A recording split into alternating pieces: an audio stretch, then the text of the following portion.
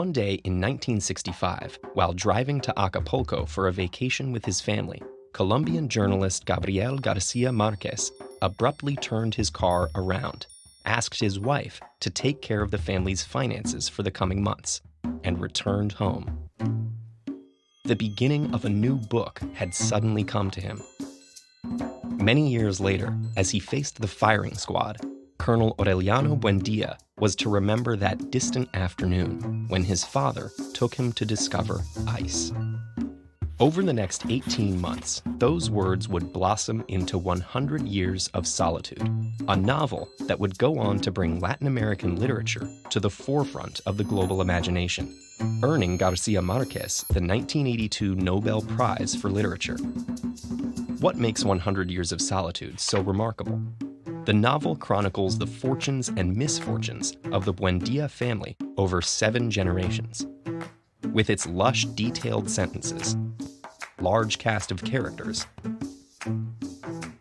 and tangled narrative, 100 Years of Solitude is not an easy book to read, but it's a deeply rewarding one, with an epic assortment of intense romances, civil war, political intrigue, globe-trotting adventurers, and more characters named Aureliano than you'd think possible. Yet this is no mere historical drama.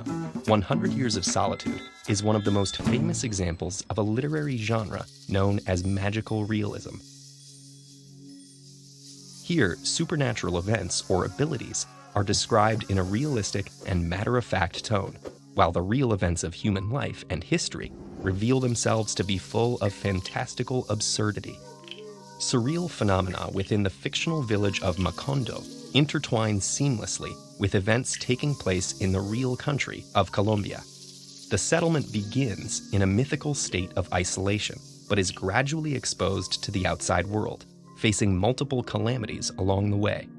As years pass, characters grow old and die, only to return as ghosts, or to be seemingly reincarnated in the next generation. When the American Fruit Company comes to town, so does a romantic mechanic who is always followed by yellow butterflies. A young woman up and floats away.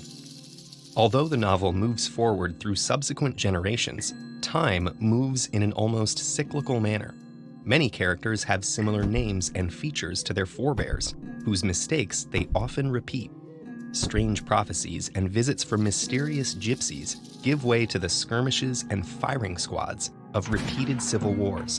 An American fruit company opens a plantation near the village and ends up massacring thousands of striking workers, mirroring the real-life banana massacre of 1928. Combined with the novel's magical realism, this produces a sense of history as a downward spiral the characters seem powerless to escape. Beneath the magic is a story about the pattern of Colombian and Latin American history from colonial times onward. This is a history that the author experienced firsthand. Gabriel Garcia Marquez grew up in a Colombia torn apart by civil conflict between its conservative and liberal political parties. He also lived in an autocratic Mexico and covered the 1958 Venezuelan coup d'etat as a journalist. But perhaps his biggest influences were his maternal grandparents. Nicolás Ricardo Marquez was a decorated veteran of the Thousand Days War, whose accounts of the rebellion against Colombia's conservative government led Gabriel Garcia Marquez to a socialist outlook. Meanwhile, Doña Tranquilina Iguarán Cortez's omnipresent superstition became the foundation of 100 Years of Solitude's style. Their small house in Aracataca, where the author spent his childhood, formed the main inspiration for Macondo. With 100 Years of Solitude, Gabriel Garcia Marquez found a unique way to capture the unique history of Latin America. He was able to depict the strange reality of living in a post-colonial society, forced to relive the tragedies of the past. In spite of all this fatalism, the novel still holds hope. At his Nobel lecture, Garcia Marquez reflected on Latin America's long history of civil strife and rampant iniquity.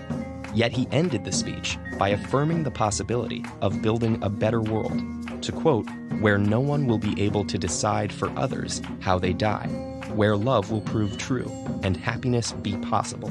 and where the races condemned to 100 years of solitude will have, at last and forever, a second chance on Earth.